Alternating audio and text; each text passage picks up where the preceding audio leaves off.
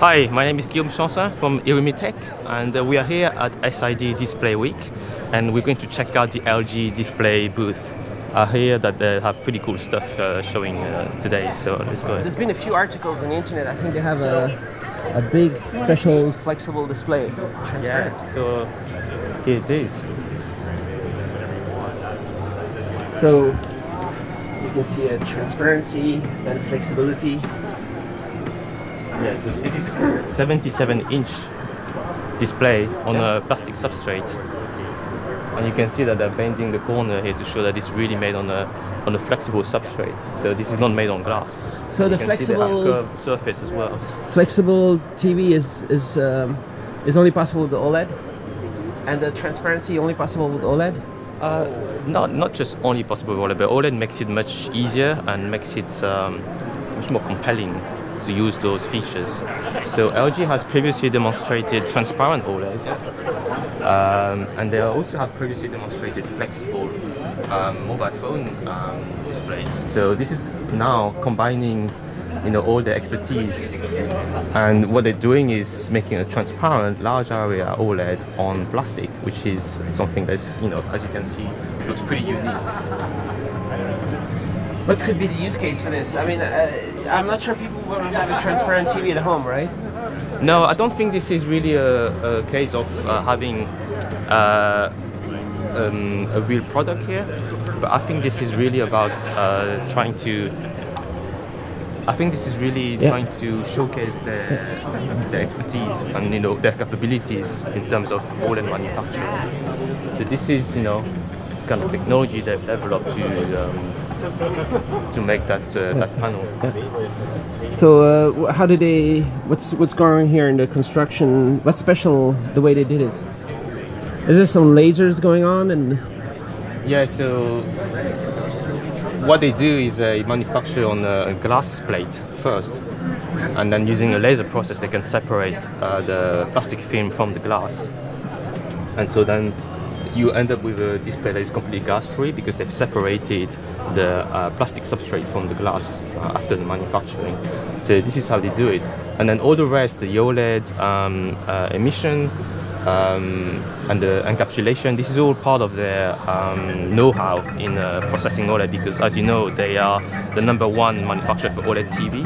How is that possible that everybody's using OLED? Why is there no, LG for OLED, why is nobody else doing it? It's just LG has decided that it was part of their core strategy to sell OLED TV, and they've been doing very well at this. You can see OLED TV in every TV store.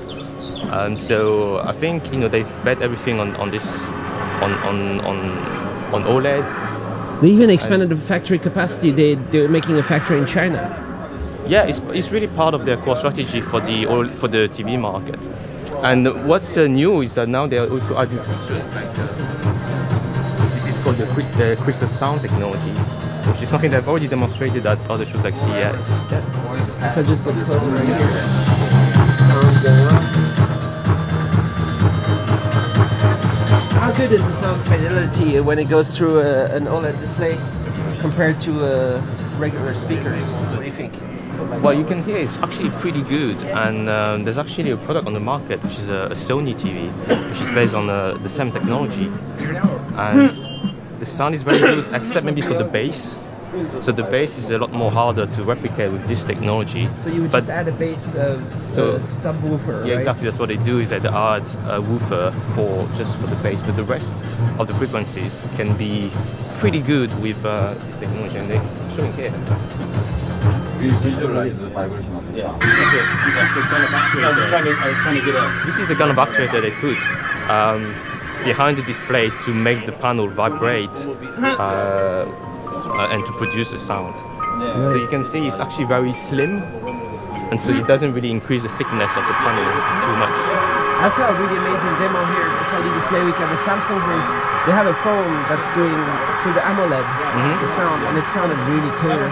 That means you can have a full screen smartphone with no speaker grill, right? You can just get the sound through the display. Yeah, well, it's just using the OLED as a membrane, and the membrane will vibrate and create the sound. So it's just basically combining the display technology with speakers technology. But that kind of membrane cannot get broken by vibrating all the time? It doesn't... It's all part of the design, and then they've got really good engineers who can test, how much they can push that kind of vibration. So here's another OLED display. This Yeah. is a very high... So right here, this is regular. For virtual reality. So conventional, you would see the pixels. If I try to zoom in there, if we can focus, maybe. But then they have an amazingly high pixel density here. Yeah, I don't think my camera is going to focus, but this is the highest maybe pixel density. 1443. Yeah, that's really high. So you can see the comparison. What they call the conventional here is the type of resolution you have on mobile phone. So this is 438 ppi. So on a mobile phone you go from maybe 400 to 600 ppi, something like that. So this is what you find on a standard OLED panel. And what they've made here is a very, very high ppi number for virtual reality. So they've told me that the way they do it is they use what they call the white OLED and color filter approach. So you create a white OLED panel, which is basically like a black and white display. And then after that, you can add color filter to create an RGB panel. And so that makes it much easier to make a high resolution display. And when it says LTPS, what part of this is the LTPS? LTPS is the circuit, the transistor that they use to drive the display. So almost every mobile phone display uses an LTPS circuit. So this is really high resolution, but this is because they're using a white OLED approach, maybe the brightness is a bit lower. So this is 150 nits, but for virtual reality, that's not really a problem, because virtual reality, you just wear a headset, you don't need a super bright display. So resolution is actually much more important. And this color filter is an extra thing that they add? Normally there isn't one, right? It depends on how you want to manufacture, but it's not always necessary with OLED. But when it comes to very high resolution display, sometimes it's easier to actually make a white OLED and then add color filter. So it's a grayscale OLED to increase the resolution. Otherwise, it could be an RGB OLED to have a lower resolution or something like that. Yeah, something like that. Yeah. So this is pretty good specs. If you look at the specs, high resolution, a pretty good brightness. It's not something you want to use outdoor, but for virtual reality, it's pretty good, and it has a refresh rate of 120 Hertz. It's too bad I can't focus on this because... Well, maybe you can tell. Oh, I got a little bit of focus right here, but it looks amazing with the eye. Yeah. Okay, maybe my shutter speed is not perfect for it neither. Oh, there. So basically, you cannot see individual pixels with that resolution. That's cool. It's gonna be expensive. Yes, probably. Probably. Yeah. Right. So it's not for everybody. And here's some LTPS used in the car kind of displays. Is that special because usually LTPS is just for the smartphone market, or? I think what they're trying to do and show here is that obviously LG also has a really strong LCD manufacturing expertise, and so they do very, very good liquid crystal panels. And what they're trying to show here is that their technology, which is very good for mobile phone displays, can be used to make automotive displays. And essentially it's like taking technology from the mobile phone industry and putting it into a car. So you can see, look at this display, they look really good, really high resolution, really high contrast. Is that the Tesla? And well, I think Tesla was like very influential in this approach, where basically they're showing it has to be a very big display. So now a lot of the display manufacturers want to be in the auto industry. They want to be the supplier because this is a very interesting market for them. So with their know-how in LCD and LTPS manufacturing, LG can offer this kind of new panels just for the automotive industry. Over here they're talking about the history of the LCD, because LG has been involved with the LCD since it's been a big deal, right? Yeah, so So it's 95, the big mass production kind of started. Well, actually, LG started way before that when they were making CRT TV, right? But then, you know, they started, like they say, in '95 to make LCD, and they really became really quickly really strong in that industry. So I think currently LG is you know one of the top manufacturer for mobile phone LCD displays. But there's more and more challenges coming from China, right? Which is one of the big stories about displays. China's doing a lot now. Yeah. China is a very strong competitor, so that's why companies like Samsung and LG are trying to always innovate and try to do something different, whether it's in OLED or quantum dots, or you know even virtual reality display. You know, I think everybody's trying to offer something that is a little bit different. And the latest thing LG has been doing is they're doing Nanocell. Yeah, so now they're offering a LCD TV technology which is called Nanocell, which is not quantum dot. So it's a bit confusing because people think nano is equals to quantum dot.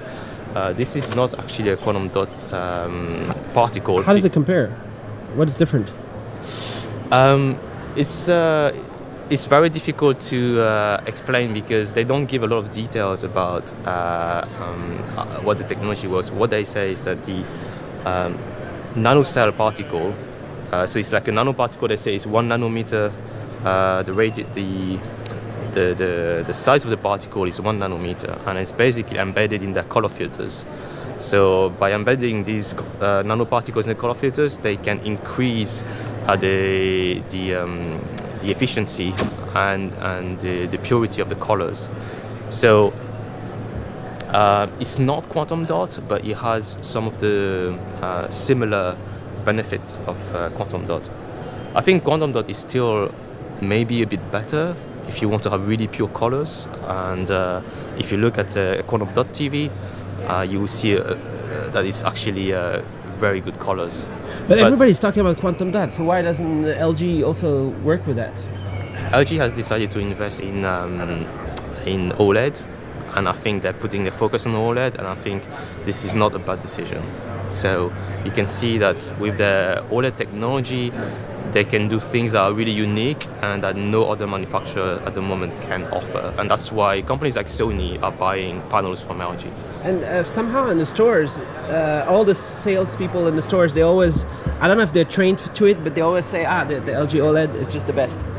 So all the consumers are thinking that those OLED displays are basically best for TV. I think if you know, I'm not going to judge, but I think if you listen to the reviewers, the professional reviewers about TV technology, they always say OLED is just fantastic.